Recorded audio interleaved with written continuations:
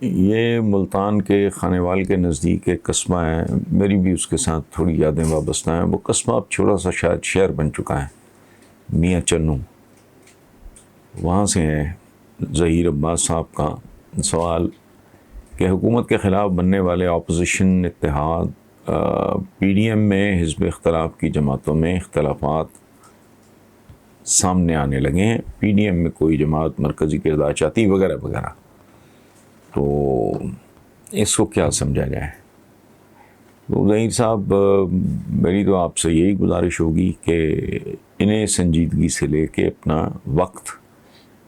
اور اپنی انرجی ضائع نہ کریں۔ ہمیشہ کی طرح یہ اتحاد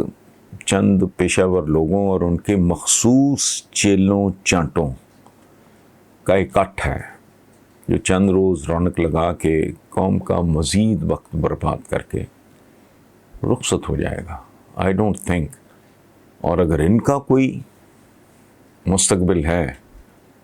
تو پھر یہ بات آپ دھیان میں رکھیں کہ میرا اور آپ کا کوئی مستقبل نہیں ہے، اس ملک کے عوام کا کوئی مستقبل نہیں ہے، اور اس کی سیدھی صاف وجہ ہے یہ آزمائے ہوئے نہیں، بار بار بار بار آزمائے ہوئے لوگ ہیں۔ میں آپ کو ایک بیسک سی بات وہ آپ کے ساتھ شیئر کرتا ہوں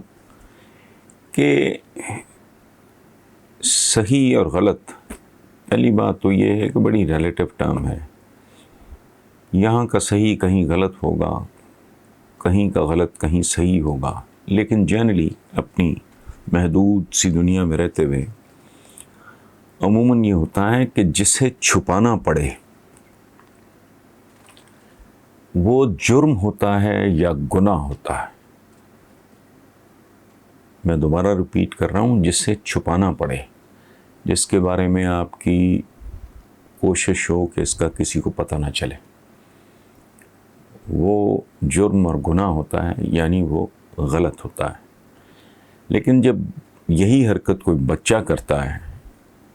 اس کو چھپاتا ہے، تو وہ شرارت ہوتی ہے یا غلطی ہوتی ہے؟ بالغ آدمی کے کیس میں یہ معاملہ تھوڑا ڈفرینٹ ہو جاتا ہے۔ If I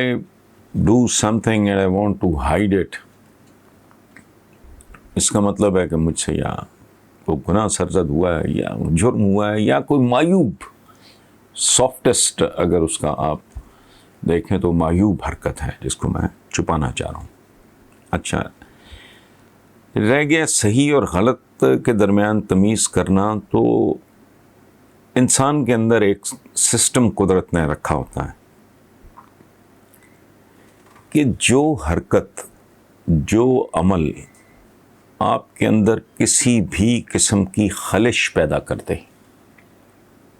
آپ کو سوچنے پہ مجبور کر دیں، آپ کو بے چینی دے دے،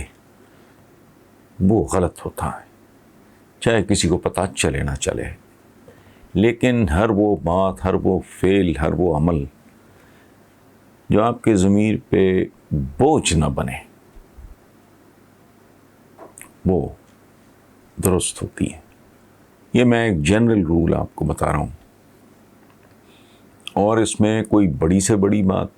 بھی ہو سکتی ہے، چھوٹی سے چھوٹی بات بھی ہو سکتی ہے۔ مثلا میں ذاتی طور پہ آپ کے ساتھ اپنی ایک بڑی ناگوار حرکت اور ناپسندیدہ بات میں آپ کے ساتھ شیئر کرتا ہوں کہ میرا I was not even 40 جب میرا بلڈ پریشر جو ہے وہ ہاتھ سے نکل گیا، تو میں صبح کئی سال ہو گئے کونکور کی ایک ٹیبلٹ لے کے میں اپنے دن کا آغاز کرتا ہوں، اور اس نے مجھے تھوڑا سا شارٹ ٹیمپر کر دیا ہے۔ تو شارٹ ٹیمپر ہونے کی وجہ سے بعض اوقات یہ دو بچے ہیں، بڑے لاڈلے ہیں، بڑے عزیز ہیں، میں بیسمنٹ میں ہوتا ہوں تو یہ لک آفٹر کرتے ہیں مجھے، معاملات،